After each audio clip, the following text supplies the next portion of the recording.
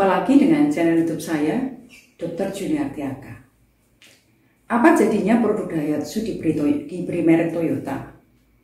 Kita semua tahu bahwa Xenia dan Avanza itu berada pada satu jalur produksi yang sama di pabrik yang sama milik Daihatsu. Walaupun demikian, pemilik Toyota Avanza itu bersedia membayar lebih tinggi dibandingkan membeli Daihatsu Xenia. Kita pun juga tahu bahwa harga mobil bekas tipe Avanza dengan Xenia itu relatif berbeda. Meskipun keduanya memiliki spek yang kurang lebih sama. Avanza dihargai lebih mahal dibandingkan dengan Xenia. Artinya kekuatan brand bagi banyak orang itu dianggap pantas untuk dihargai lebih mahal. Ya, ini persepsi, bukanlah kebenaran. Tetapi persepsi itu juga dianggap sebagai sebuah kebenaran. Dan itulah realitanya. Harga itu ditentukan oleh kekuatan brandingnya. Memang tidak bisa dipungkiri bahwa sebuah mobil itu tidak saja dipengaruhi oleh kualitas barangnya, tetapi juga layanan purna jual seperti servis dan layanan untuk kepuasan pelanggan yang lain.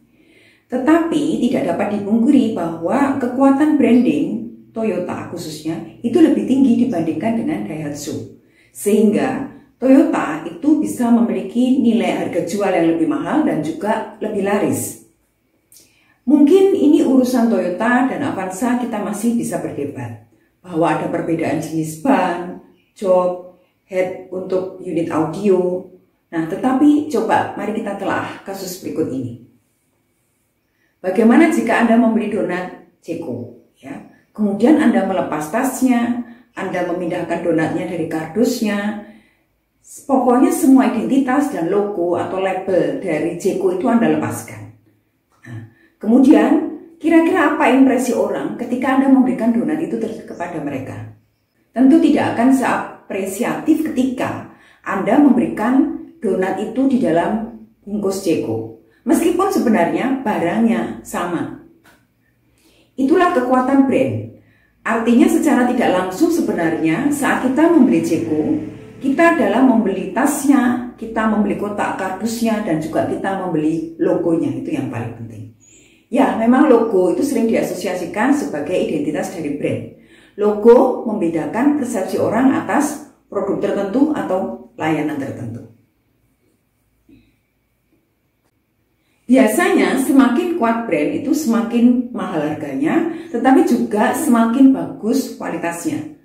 Artinya ada celah yang jelas dan dapat diterima konsumen dengan baik ketika barang itu diasosiasikan dengan harga. Ada ruang yang bisa dieksplorasi secara detail untuk kita cermati, melakukan targeting yang tepat sesuai dengan pilihan segmen yang kita bidik. Ini tidak saja terjadi pada industri mobil dan makanan, tetapi juga pada produk dan jasa lainnya. Misalnya pakaian, tempat nongkrong, dan sebagainya. Bahkan produk-produk yang dalam kategori komoditas semacam batu bara atau CPO, itu pun membutuhkan brand. Di sisi lain juga ada anggapan bahwa semakin mahal apa yang kita beli, itu secara tidak langsung menunjukkan kelas sosial seseorang. Memang begitulah kenyataannya. Orang akan lebih disambut dan akan lebih banyak mata memandang ketika seseorang turun dari mobil Mercy keluaran terbaru di satu lobby mall atau lobby hotel dibandingkan misalnya dia turun dari mobil Avanza. Bukan berarti Avanza jelek. Tentu Avanza lebih mahal dan lebih prestisius dibandingkan misalnya kita naik Honda Yamaha Mio misalnya. Tetapi jika kita berbicara orang turun dari mobil di lobby mall, tentu persepsi Mercy S-Class jauh lebih tinggi dibandingkan dengan Avanza. Dalam bisnis, branding adalah salah satu unsur yang penting dan menentukan untuk bisa memenangkan kompetisi dan bertumbuh secara finansial.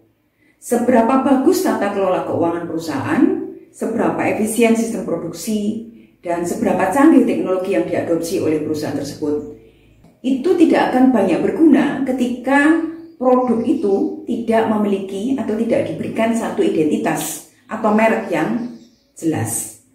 Jadi semua keunggulan tadi akan menjadi sia-sia. Hati-hati memilih kualitas kemasan. Kualitas kardus box Jeko memang tidak ada hubungan langsung dengan kualitas donat di dalamnya. Tetapi secara psikologis, jika kardus itu dibuat ala kadarnya, kualitas bahannya jelek, maka orang akan mudah mengasosiasikan dengan produk yang murah atau dengan donat yang murah. Tentu, Jeko bukanlah donat termahal yang ada. Masih banyak donat-donat lain atau merek-merek lain yang lebih mahal. Tetapi pada dasarnya, siapapun segmentasi pasar yang Anda tuju, tetap Anda perlu membangun kekuatan brand. Karena brand adalah identitas produk Anda. Brand adalah seperti apa produk Anda ingin dipersepsi oleh konsumen Anda. Identitas atau brand akan membantu konsumen untuk mengkalkulasi value of money dari produk tersebut. Dan dari situlah kita bisa berharap mendapatkan volume yang tinggi dan juga margin profit yang bagus sehingga kita bisa lebih kompetitif. Nah, memang ujung-ujungnya dari semuanya itu adalah masalah profit margin. Karena disitulah arti kompetisi yang sesungguhnya. Nah, jadi apa kesimpulannya? Apapun produk dan jenis layanan yang perusahaan Anda berikan, maka Anda tidak bisa mengabaikan branding. Ada 5 hal yang menyebabkan hal tersebut. Yang pertama adalah branding adalah cara berkomunikasi efektif untuk membantu konsumen menentukan value of money dari uang yang konsumen bayarkan. Yang kedua adalah branding adalah sebuah jaminan kualitas dan semua keunggulan yang produk Anda miliki. Dan yang ketiga adalah branding itu menentukan margin dari produk Anda atau jasa yang Anda berikan. Yang keempat, branding itu menghasilkan pendapatan lain-lain, di mana pada zaman ini pendapatan lain-lain itu kadang-kadang itu bisa lebih tinggi porsinya dibandingkan pendapatan utama. Dan yang kelima adalah branding harus menunjukkan rasa wow. Kenapa? Karena branding bukan sekedar iklan dan promosi, tetapi branding adalah sesuai dengan kualitas yang Anda janjikan atau setidak-tidaknya mendekati kualitas yang Anda janjikan. Jika tidak, maka iklan yang terlalu bombastis dari produk yang Anda jual dan secara berlebihan tentu akan membuat konsumen merasa diperdaya dan dampaknya justru akan kontraproduktif. Nah, bagaimana peran akuntansi? Justru di dalam branding, akuntansi punya peran yang sangat strategis. Akuntansi membantu menyediakan informasi bagaimana menentukan branding yang tepat dan kompetitif, sehingga kemudian branding itu akan bisa nantinya menghasilkan cash flow yang akan berguna untuk keberlanjutan perusahaan. Oke, itu sekilas ulasan awal mengenai branding. Semoga berguna bagi Anda yang saat ini memikirkan bagaimana membuat branding yang tepat untuk produk atau jasa Anda.